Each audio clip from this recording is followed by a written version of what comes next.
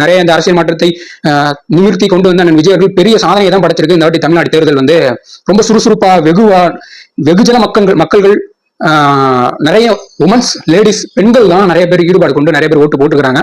தமிழ்நாட்டோட சர்வை பாத்தீங்க அப்படின்னா கிட்டத்தட்ட 2.5 கோடிக்கு மேல பெண்கள் வந்து ஓட்டு வந்து போட்டுருக்காங்க. அதுல முக்கியமா ஃபர்ஸ்ட் டைம் ஓட்டர்ஸ் வந்து நிறைய பேர் ஓட்டு போட்டுருக்காங்க. கடந்த எலெக்ஷன் 2021 இருந்த எலெக்ஷனுக்கும் 2026 இருந்த எலெக்ஷனுக்கும் எக்கச்சக்க ஏராளமான வித்தியாசங்கள் இருக்குது.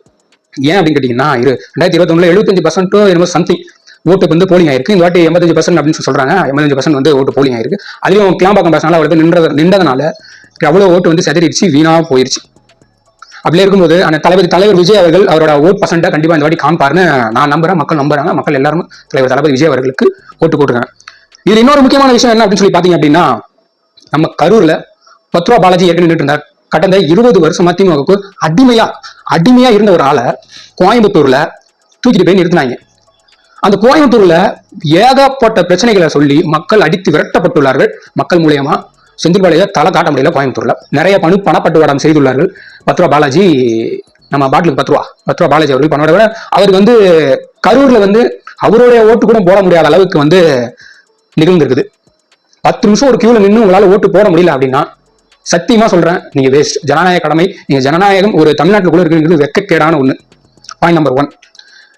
இதுல இன்னொரு விஷயம் என்ன அப்படின்னு பாத்தீங்கன்னா, நம்ம கரூர்ல தானே 40 பேர் இறந்து போனாங்க. எப்படி ஒரு பிம்பத்தை கட்டினாங்க. தலைவர் விஜய் அவர்கள் பிரச்சாரத்துல தான் 41 பேர் 42 பேர் இறந்ததை சொல்லியிருந்தாங்களா? ஆனா அதே இடத்துல சரித்திரம் படைச்சிருக்கு. கிட்டத்தட்ட எப்படி 91%, அதாவது 91.8% 7% வந்து வாக்கு சதவீதம் விழுந்திருக்கு. இருக்கிறதே தமிழ்நாட்டுல டாப்ல இருக்கிற ஒண்ணு அப்படின்னா நம்ம கரூர் தான்.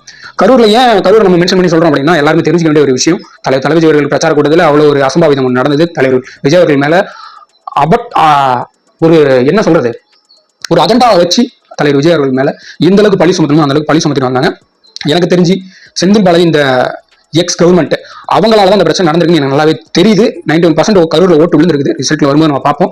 தளபதி விஜய் அவர்களால தான் எனக்கு தெரிஞ்சு இந்த ஒரு மாற்றம் நிகழ்ந்திருக்குது. ஏன்னா ஃபாரின்ல இருந்து வெளிநாடுல இருந்து கிட்டத்தட்ட நிறைய பேர் லட்சக்கணக்கில் 3 லட்சம் 4 லட்சம் டிக்கெட் போட்டு செலவு பண்ணி தலைவர் விஜய் அவர்களுக்காக ஒரு ஓட்டை போடுறதுல ஜனநாயக கடமையை செய்யறதுக்காக நிறைய பேர் வந்து வந்திருந்தாங்க. இதுல இன்னொரு விஷயம், ஒரு ரொம்ப கேவலமான ஒரு விஷயம் நடந்திருக்குது. என்ன அப்படின்னா, சென்னையில நம்ம கட்சி சார்ந்த ஒரு தலைவர் வேட்பாளர் கேண்டிடேட் வந்து, அவர் பேர் எனக்கு சரியா தெரியல, நான் போட்டோ காமிக்கிறேன் பாத்துக்கோங்க. என்ன அப்படின்னு பாத்தீங்கன்னா, நம்ம சேகர் பாபு தலைவர் ரவுடிசம் சேகர் பாபு அந்த என்ன பண்ணிருக்காரு அப்படின்னா, கூடுதல் உடனே வந்து கொன்றுவேன், சதைச்சிருவேன் அப்படி இப்படின்னு சொல்லி அவர் மிரட்டி அவரை பயத்துக்கு உள்ளாக்கி அங்க இருக்கிற கட்சி நிர்வாகிகளை பயன்படுத்தி என்னென்னலாம் பண்ணணுமோ இந்த எக்ஸ் கவர்மெண்ட் ஆட்சி அந்த அளவுக்கு மோசமா பண்ணிட்டு இருக்குது. விடுவு காலம் பிறந்துருச்சு. என்னை பொறுத்த வரைக்கும் இன்னொரு 10 நாள் தான் இருக்குது. 10 நாள் கூட இல்ல, ரிசல்ட் 4ஆம் தேதி வரப்போகுது. அன்னைக்கு தெரிஞ்சிடும் யாரோட கவர்மெண்ட்